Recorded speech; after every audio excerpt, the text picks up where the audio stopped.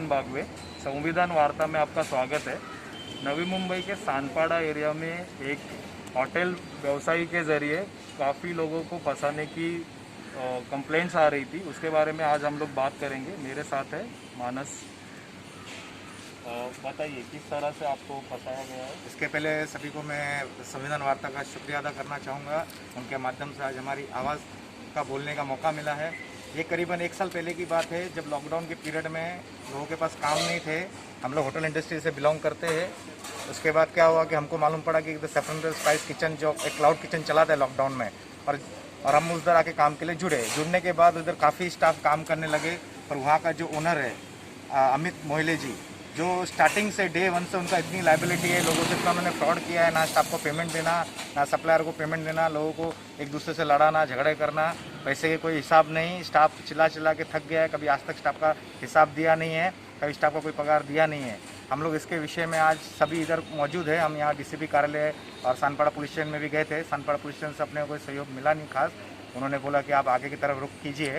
तो यहाँ पर बहुत सारे सप्लायर भी आए हुए हैं जिन्होंने ठगा है।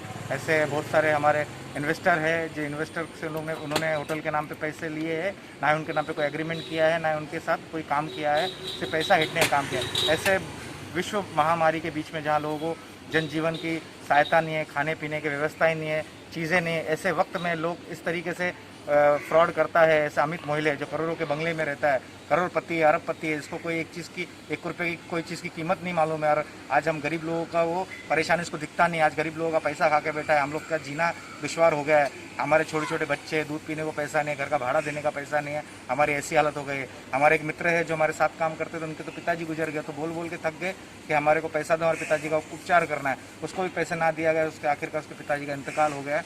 ऐसे में सरकार से यही मांग करूँगा, संविधान वार्ता के थ्रू यही बोलना चाहूँगा, ऐसे घिनौने अपराध का कुछ ना कुछ एक्शन लेना चाहिए और कानून को इसके ऊपर सख्त कार्रवाई करनी चाहिए कि भाई ऐसे पेंडेमिक में तो किसी के साथ फ्रॉड नहीं होना चाहिए, ना किसी का कोई चीटिंग होना चाहिए।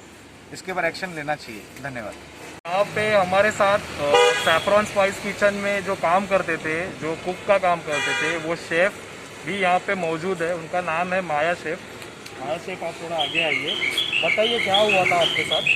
3 महीने का पेमेंट हमारा बाकी है वहाँ पे, और किसी भी स्टाफ को पेमेंट नहीं देता है। और कोई भी स्टाफ पेमेंट लेने जाता है तो बोलता है कि पुलिस स्टेशन हमारा अपना है, वहाँ पे भी अगर तुम जाओगे तो तुम हमारा कुछ नहीं कर पाएगी, पुलिस भी हमारा कुछ नहीं कर पाएगी। और बस वैसे धमकियाँ भी देता है कि ऐसा कर देंगे वैसा कर देंगे, बहुत कुछ बोलता है और पगार देने के लिए तैयार नहीं है। तो आपको धमकी दी गई थी कि आपको आपके ऊपर कुछ हमला किया जाएगा या आपको नुकसान पहुंचाया जाएगा, ऐसी कोई धमकी उनकी तरफ से दी गई थी? जी सर, जी सर। ऐसा बोला उसने एक बार कि मतलब पुलिस स्टेशन, मैंने बोला था उसको कि मैं पुलिस स्टेशन जाऊँगा। उसने बोला जाओ जहाँ जाना है, तुम जो उखाड़ सकते हो उखाड़ लो। तो क्या पुलिस ने आपकी मदद की इस बारे में कुछ? अभी तो गए थे हम लोग, सब सुबह गए थे वहाँ पे, और ऐसा कुछ खास लगा नहीं कि मतलब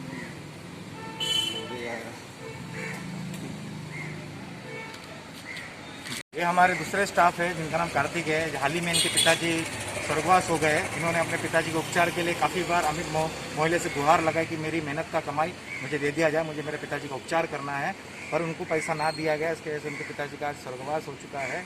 इससे कड़ी निंदा। इसके लिए हम क्या कर सकते हैं? आज वो इस तरीके से नई मुंबई में फ्रॉड कर रहा है, लोगों के पैसे हेट रहा है। ऐसे हमारे पास लिस्ट है जहाँ पर 100 से ज़्यादा लोगों के साथ उसने चीटिंग किया है। 50 से ज़्यादा स्टाफों को उसने पेमेंट नहीं दिया है। लोगों को इन्वेस्टर के नाम पे लोगों से पैसे लिए गए हैं, कुछ नहीं है, सब फ्रॉड केस किया है, बोगस केस किया है। अब ऐसे रात भर वो होटल चलाता है, पुलिस को अपने आड़े हाथ लेकर, पुलिस को ऐसे उसको लगता है कि पुलिस मेरे जेब में है, मैं पुलिस को खाना खिलाऊंगा, और उसको लगता है कि वो 4 बजे तक सुबह सुबह होटल चलाता है, कानून का पूरा गैर कानूनी काम करता है। और यही मैं मांग करूंगा सरकार से, ऐसे होटलों के ऊपर रोक लगना चाहिए और ऐसे व्यक्ति के ऊपर रोक लगना चाहिए, उनके होटल पर स्टे आना चाहिए, और इस तरीके से किसी और के साथ ये चीज़ ना हो, इसके ऊपर कार्रवाई होना चाहिए। हम इस विषय को लेकर सीनियर पीआई, डीसीपी, एसीपी के पास गए हैं। हमको उचित लगेगा तो हम गृह मंत्री साहब के पास भी जाएंगे, कमिश्नर साहब के पास भी जाएंगे, हमारे यहाँ के पालक मंत्री साहब से मिलेंगे, और इसके आगे हमको कोई कानूनी प्रक्रिया के लिए हमको न्यायालय में जाना पड़ा, वहाँ पर भी जाएंगे। हम सभी स्टाफ को, अपने लोगों को इंसाफ दिला के छोड़ेंगे और उसको हम जेल में डाल के छोड़ेंगे। धन्यवाद। संविधान वार्ता के लिए मैं रोहन बागवे, नवी मुंबई।